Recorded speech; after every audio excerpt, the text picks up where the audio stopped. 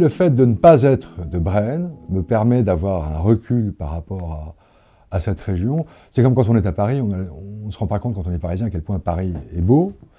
Je pense que si on est né Brennou, on ne se rend pas compte à quel point cette région est belle.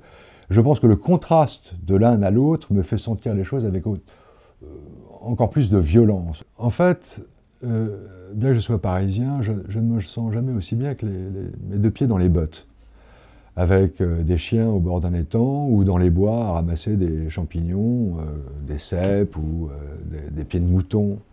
La nature me stabilise, en fait. Elle fait même plus que ça, je pense qu'elle me rappelle à l'ordre. Elle me rappelle à quel point le miracle de cette nature fait que nous sommes nous-mêmes, nous vivons nous-mêmes un miracle d'être sur Terre.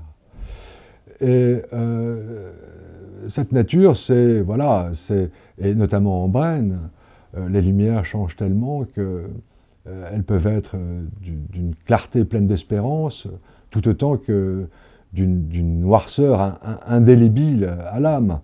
Elle représente assez bien notre vie de passagers sur Terre.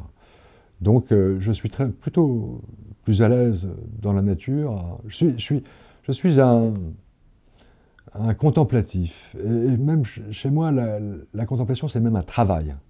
Je suis un oisif surmené.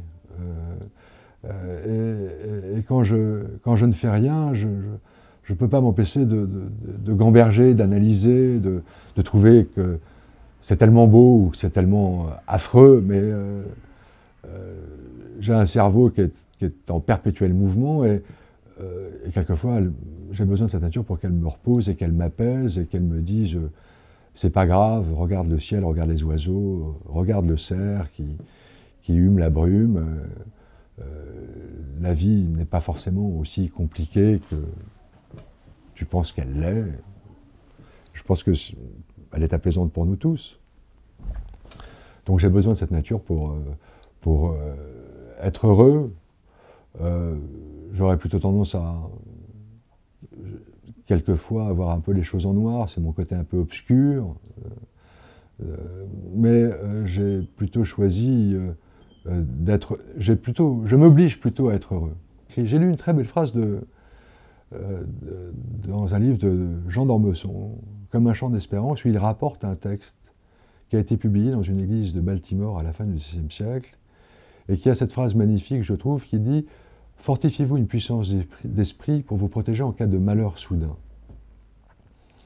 Je m'y efforce, et c'est pour ça que je pense aussi que j'écris. C'est que je ne connais pas d'autre moyen que d'essayer en sondant son âme, qu'elle soit noire ou qu'elle soit plus gaie, je ne connais pas de meilleur moyen que de se fortifier une puissance d'esprit.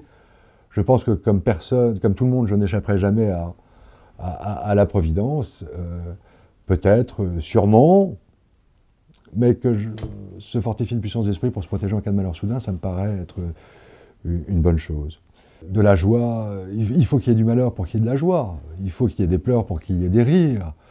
C'est comme en musique finalement, il faut qu'il y ait un mode majeur, il faut qu'il y ait un mode mineur. S'il y a l'un sans l'autre, c'est un ennui mortel.